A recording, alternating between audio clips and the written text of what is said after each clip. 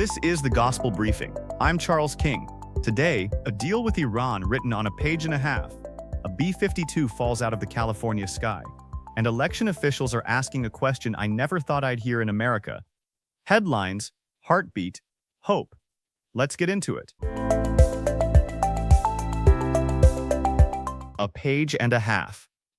That's how Vice President J.D. Vance described the agreement between the United States and Iran that President Trump may release before Friday. Vance told reporters the deal is very general, meaning the details, and there are a lot of details when you're talking about a nuclear program, sanctions, regional proxies, and a war that has dominated American foreign policy for the better part of a year, will be worked out later. A page and a half. Now, I'm not here to tell you whether this deal is good or bad. We don't know yet. And honestly, neither does anyone else because most of it hasn't been written.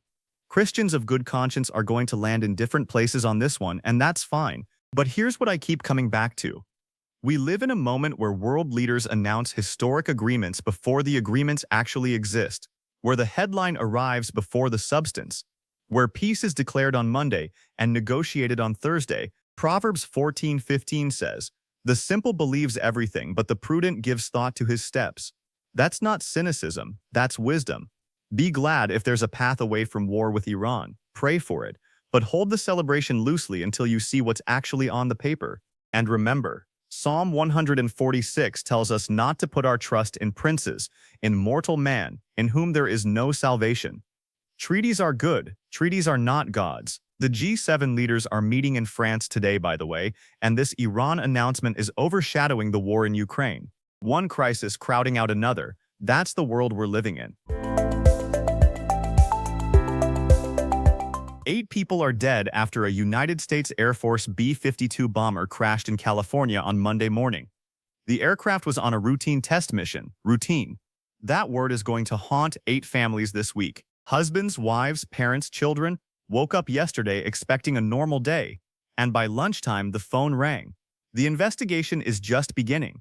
We don't know yet what failed. We may not know for months. I want to be careful here because there's a temptation when something like this happens to immediately reach for a verse and tie a bow on it. Don't do that. 8 families are grieving. Let that weight sit. When you're ready for scripture, here it is. James 4:14 says, "What is your life? For you are a mist that appears for a little time and then vanishes." James isn't being morbid. He's being honest. Every breath you took today was a gift you did not earn. Every routine morning is a mercy. If you know someone who serves in the military, send them a text today. Just say you're praying for them. That's it. That's enough. And pray for these 8 families by name when their names are released. They are not a statistic. They are image bearers of God, loved by a Father who collects every tear. Here's a sentence I did not expect to read this week. Voting officials across the country are worried that the Department of Homeland Security, the very agency tasked with helping protect American elections, may now be a threat to them. That's reporting from NPR.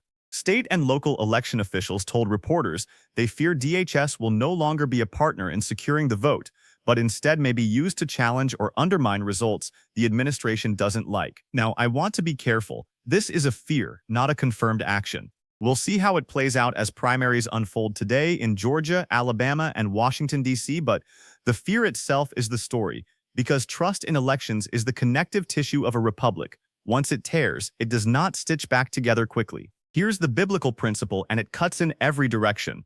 Proverbs 11:1 says, "A false balance is an abomination to the Lord, but a just weight is his delight." God cares about honest measurement. He cares about honest counting. Whether it's a merchant scale in ancient Israel or a ballot box in modern Atlanta, the principle is the same. Truthful counting is a moral act. Christians on the right, Christians on the left, we should all want every legal vote counted and only legal votes counted. That's not a partisan position. That's a biblical one. Pray for the people running your local elections. Most of them are neighbors doing thankless work for very little money. They deserve our prayers and our patience. A few more quick briefs. Dana White says never again to a White House fight night. The UFC boss called the recent Freedom 250 event a logistical nightmare. Weather, construction, soaring costs. Sometimes the spectacle isn't worth the squeeze. Ecclesiastes reminds us there's vanity in chasing the bigger show. Even Dana White figured that out eventually. A 40-year-old goalkeeper from Cape Verde named Vozinha held mighty Spain to a 0-0 draw at the World Cup yesterday. 7 saves. The man is 40 years old. I love this story. 1 Samuel 16. The Lord does not see as man sees. Spain saw a star-studded roster. Cape Verde had a goalkeeper who refused to be impressed, and Dominion voting system still has pending defamation lawsuits against Rudy Giuliani and Sidney Powell years after the 2020 election. The lesson here is old and biblical. Proverbs 18:21. Death and life are in the power of the tongue. Words have consequences. Sometimes those consequences arrive years later in a courtroom.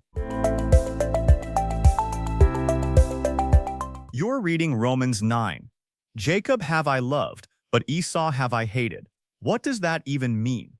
Bible Copilot is a Bible study app that answers questions like that from Scripture itself. It walks you through the Hebrew Paul was quoting, the historical context, and how Calvin and Wesley each read it in under 30 seconds. Get your first month of Pro free at mybiblecopilot.com/gospel. That's mybiblecopilot.com/gospel. Bible Copilot. Today's verse is Psalm 146:3. Put not your trust in princes, in a son of man in whom there is no salvation. A page and a half. A routine flight. A fragile trust in our institutions.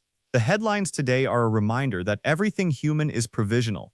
Everything human is partial. Only one kingdom is not. Thanks for listening to the Gospel Briefing.